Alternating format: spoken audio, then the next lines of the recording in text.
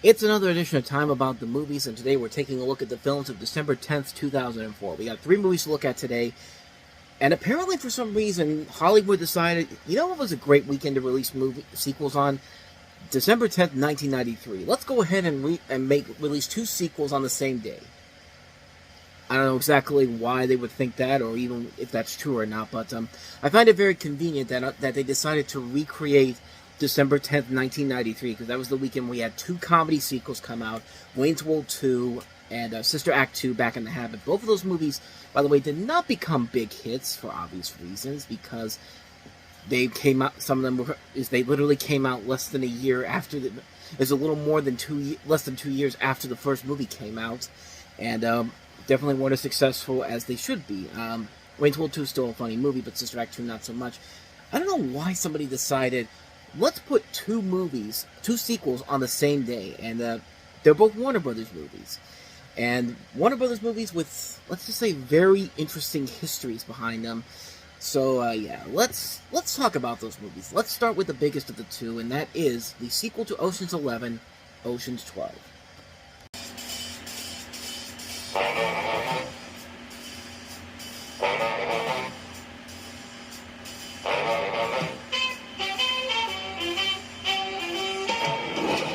I want my money back. The money that your friend stole from me. $160 million with interest. I'm not the only person in the world looking for Ocean's 11.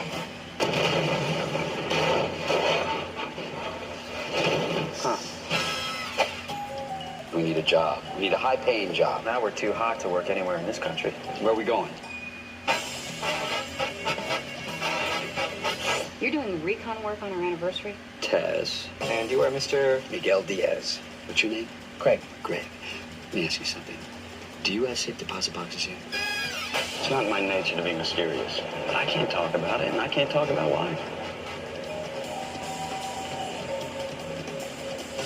Ooh. I'd really like to play a more central role this time around. Okay, I don't even understand what happened in there. What did I say? The next time I see you, I'm arresting you. That means it's yes. Well, you better hear. I want it all back. Okay. Because I have a whole network. Get out of my car. Thank you. How you doing? You doing all right? Oh, I feel great. For a dead man. Okay, good. Now, you told me that he called it Ocean 11. Now, who decided that? That's a good point. You're gonna have to play a small role in this thing. Small role. Who am I supposed to be? Well, What are we stealing?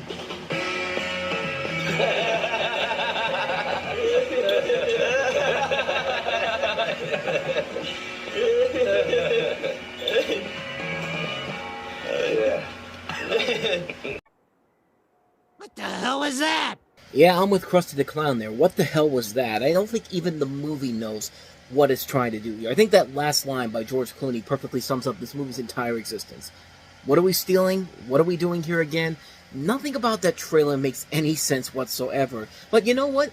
It's a perfect representation of the movie that we have here, because, man, talk about a bad sequel. This is one of those sequels that doesn't seem bad on paper, but when you really delve into what this movie is, when you watch it in general, you could just tell this was around that time. This was just one of those sequels that was only made because the first movie was a success, and we need to make another one. This was around that time when Warner Brothers did that with a number of their sequels to movies that were hits in the years past. We analyze that.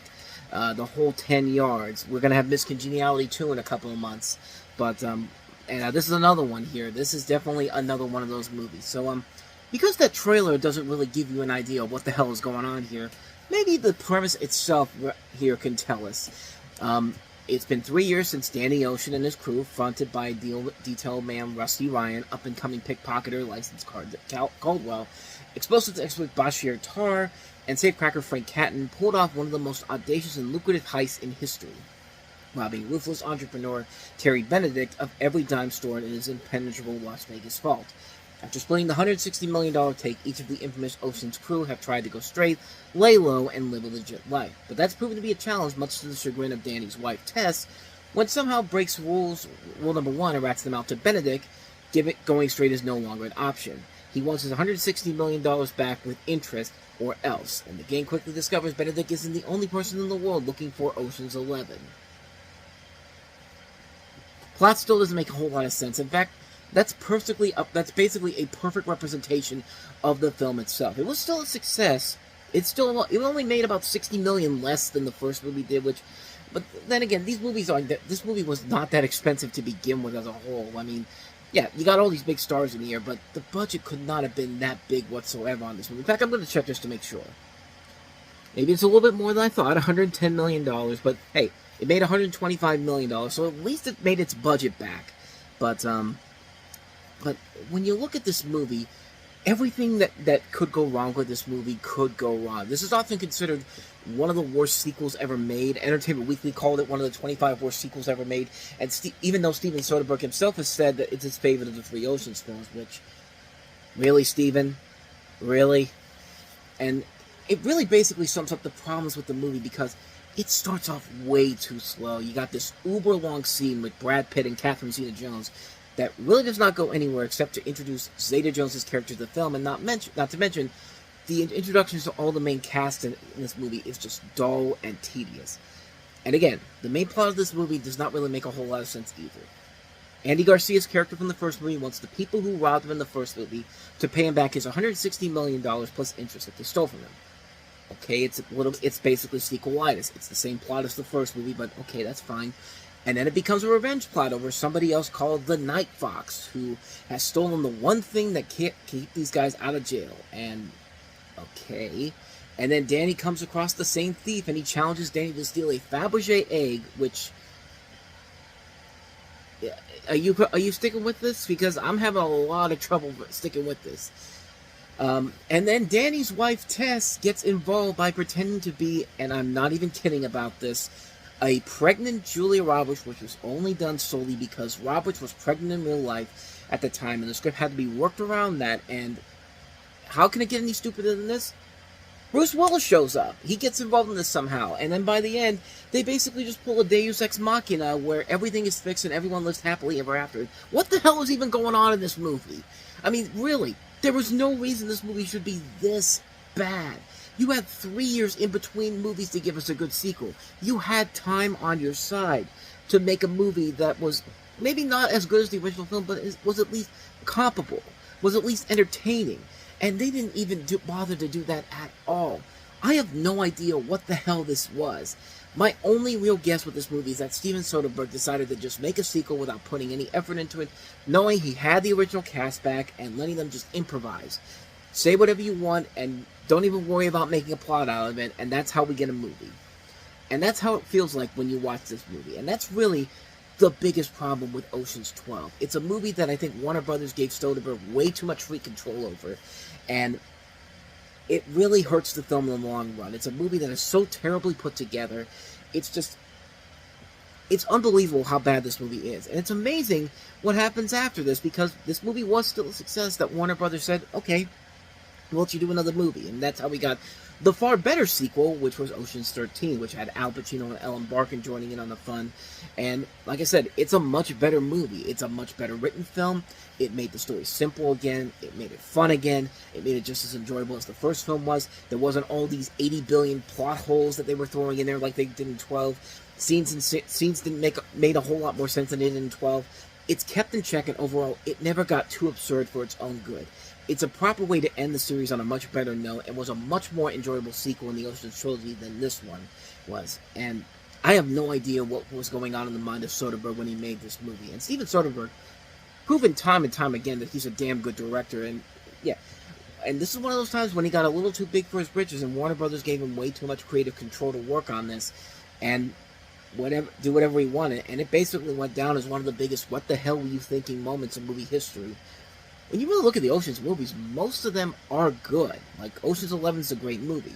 Ocean's 13 is a pretty good sequel. I even liked Ocean's 8 with Sandra Bullock and Cate Blanchett. I thought that was a really good movie, but this is the black sheep of them all. This is the one that just doesn't work on any level, shape, or form. It's one of the worst sequels ever made. What more can you say, man? Ocean's 12 is a bad, bad movie. Speaking of bad sequels by Warner Brothers, they didn't just have one bad sequel this weekend. They had two, because New Line is technically part of Warner Brothers. So, Ladies and gentlemen, the absurdity that is Blade Trinity. I have to ask you a couple of questions. What can you tell me? The beginning.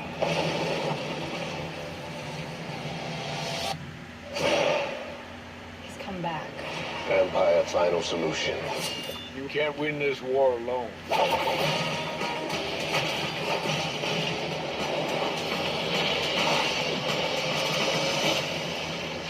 Blade Trinity. There's nothing stopping them now. There's me.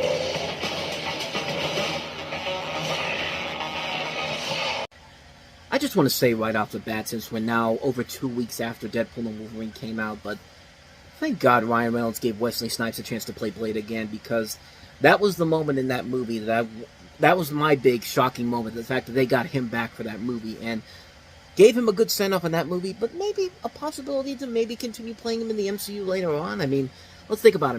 The Mahershala Ali Blade movie is still dealing with a lot of troubles. They can't stick with the director, so you know what? Why not just do another one with Wesley Snipes in it? Why not just do that? But then again, that's wishful thinking on my part. But Blade Trinity is one of those movies that was one of the more troubling productions of its time, and it wasn't helped by Wesley Snipes himself, because this was when Wesley Snipes was so unhappy with the film's script and the original choice of director, David S. Goyer, who had written all 3 films previously and was then selected to replace the original director of the film, which Snipes was completely against. He reportedly caused a lot of difficulty during filming, including frequently refusing to shoot scenes, often forcing director Goyer to use stand-ins and computer effects to add his character to scenes, which are very much visible in this movie. They didn't even bother to try to hide the fact that Wesley Snipes clearly was not in that particular scene. Patton Oswalt later said that Snipes would spend much of his time smoking marijuana in his trailer. He'd get violent between Goyer and after falsely accusing him of racism. It's also been alleged that Snipes refused to interact with Goyer or his co-stars, and would instead communicate with them through his assistant or the use of notes. And he allegedly referred to co-star Ryan Reynolds by the term cracker on one or more occasions. And it got so bad, Snipes actually sued New Line Cinema and Goyer, claiming that the studio didn't pay him his full salary, that he was intentionally cut out of casting decisions and filmmaking processes, despite being one of the producers on the movie, and that his character's screen time was essentially reduced in favor of Ryan Reynolds and Jessica Biel. So a lot of problems with this movie going into it. But when it was all said and done, did it actually help the film stop the film from having anything good of it? Let's take a look at the plot here. You have Blade, once again played by Snipes, who finds himself alone, surrounded by enemies, fighting an uphill battle with the vampire nation and now humans.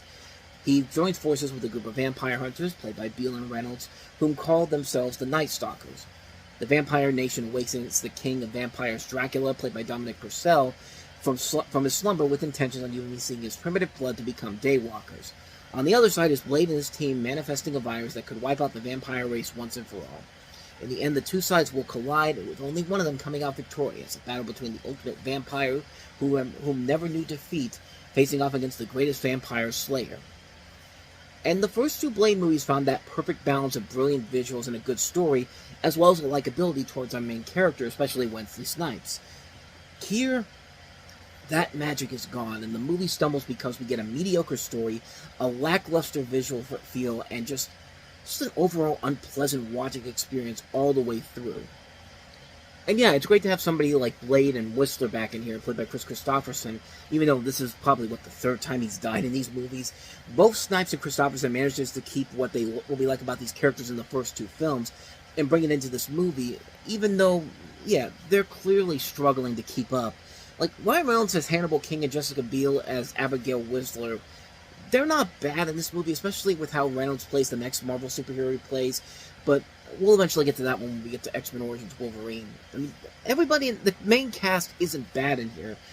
Other than that, a lot of the new characters really do not serve much of a purpose. I mean, it's one of the biggest problems that Marvel has with most of its threequels, is that they add in way too many characters that serve no purpose to the story except for fan service.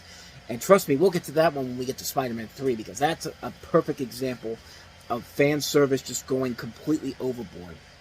The great visuals that were introduced in both movies are definitely left out here. There's nothing that really wowed me here like they did in the first two movies. And it falls apart in the story department towards the middle, and you can just tell when a movie is bad when they have to shoot multiple endings when they have no idea how to end this film. There's literally two different endings that contradict themselves with different narrations by Ryan Reynolds, and it's just like, what is the point of this? Like, what was your end goal for this whole thing? They didn't have an end goal for it. They just wanted to wrap this up and hopefully make as much money as they can, but you don't put a Blade... And the bottom line, the biggest problem of this movie is, you don't release a Blade movie around Christmas time, especially an R-rated superhero movie, because nobody is going to go see it at this time of the year. Nowadays, you could probably get away with it, but not in 2004. Not when superhero movies haven't reached that peak that they are at right now. Like, this is a terrible movie. This is not even a terrible movie, I would say. It's a film that you could clearly tell the production problems were heavily plagued by it. It's just a mediocre threequel. It's got a lot of problems to it. It's the least enjoyable of the three Blade films, and yet I don't hate it as much as the other movie. I don't hate the film in general. I just think it's just a film that you could just tell behind-the-scenes problems really hurt the film in the long run, and like I said, I'm just glad we got to see Wesley Snipes and Ryan Reynolds doing something again most recently in Deadpool and Wolverine, and hopefully that will lead to bigger and better things for Blade going forward. Just wishful thinking on my part, but Blade Trinity is one you can easily skip, quite honestly. It's not even that it's a bad movie. It's just a very underwhelming sequel, especially compared to the first two movies in general. It just shows that David S. Goyer just needs to never direct another movie ever again, because, man, he's a great writer, but when he directs a movie, it's just like, I don't know what happens to him. When he gets writing and directing controls, it's just like all that talent he has as a writer just goes slowly downhill. So anyway, that is Blade Trinity. So let's get to an actual good movie this weekend. Wes Anderson gives us the really funny movie, The Life Aquatic with Steve Zissou. Supposedly, Cousteau and his cronies invented the idea of putting walkie-talkies into the helmet. But we made ours with a special rabbit ear on the top so we could pipe in some music.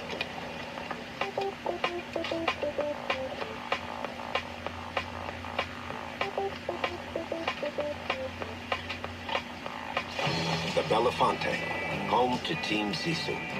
Skilled crew of deep-sea divers, adventurers, documentary filmmakers. Action! Led by internationally renowned oceanographer Captain Steve Zissou, expert on every aspect of marine life. Swamp leeches, everybody! Check for swamp leeches. Nobody else got hit? I'm the only one? What's the deal? But there remains one form of life about which Captain Zissou knows very little. You're supposed to be my son, right? I want you on Team Zissou. The answer's yes. Well, it's got to be. I'm already a red cap and a Speedo. Oh! This will be Team Zissou's most ambitious adventure to date. I'm going to go on an overnight drunk, and in 10 days, I'm going to set out to find the shark that ate my friend and destroy it. What would be the scientific purpose of killing it? Revenge. You must swear, legally swear, that you'll not kill that shark. Split into two groups. I'll take Ned, Okada, and Wolodarski. Thanks. Thanks a lot for not picking me. We're being led on an illegal suicide mission. I'm gonna fight you, Steve. You never say, I'm going to fight you, Steve. You just smile and act natural, and then you sucker punch it.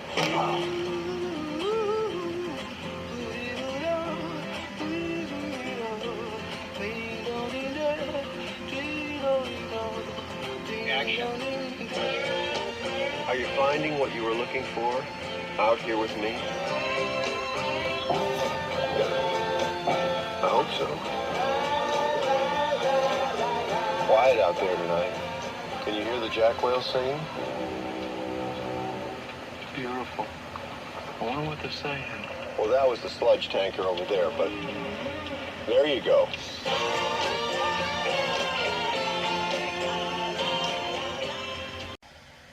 The sad thing about this movie is that it unfortunately didn't get the proper respect it does nowadays. This was seen as Wes Anderson's first major flop as a director, as the film didn't get the best reviews in general. It was mostly got mixed reviews. It was a flop at the box office. But like with most of his other movies, time really has worked out in this film's favor, because I've said it before, man. Wes Anderson does not usually make a lot of bad movies. In fact, I've never seen a really bad Wes Anderson movie from him. I mean, the guy knows exactly who his audience is, who his target audience is, and knows exactly what type of movie he's got to make in order to entertain you, the viewer. And like I said, I'm a big fan of his work, and I was a big fan of this movie right from the get-go. This is a story about Bill Murray playing Steve Zissou, an eccentric oceanographer who sets out to exact revenge on the jaguar shark that ate his partner Esteban.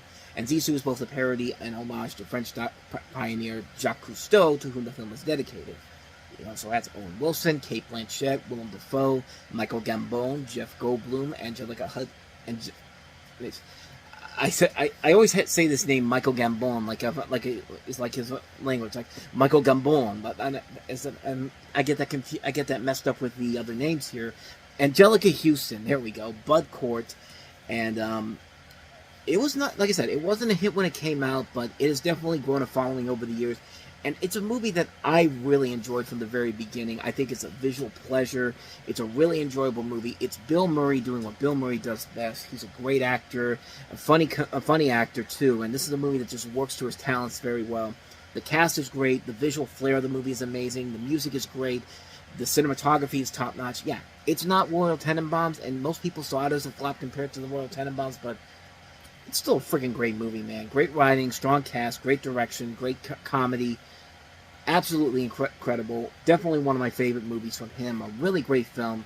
What more can you say? It's Wes Anderson, and if you love Wes Anderson, you're going to love the hell out of The Life Aquatic with Steve Zissou. And so with that said, we wrap up another edition of Time About the Movies as we're heading closer to the holiday season. And we've got 6 movies to look at next time around, including Jim Carrey in Lemony Snicket's A Series of Unfortunate Events, Adam Sandler and Tay Leone in the comedy drama Spanglish from James L. Brooks, the star-studded remake of Flight of the Phoenix, Martin Scorsese's The Aviator with Leonardo DiCaprio, the year's Best Picture winner, Clint Eastwood's $1 Million Baby with him, Hilary Swank and Morgan Freeman, and Kevin Spacey in Beyond the Sea, the story of Bobby Darin. 6 movies we'll take a look at next time. A lot of films to talk about. We will delve into that all in the next episode. But until then, thank you so much for watching, and if you want to see more videos like this, please hit the playlist on the next page, check out the previous episode, and also don't forget to hit the like and subscribe button if you want to see more videos like this on this channel. So, with that said, I am off. I will see you guys next time, and until then, as always, take care.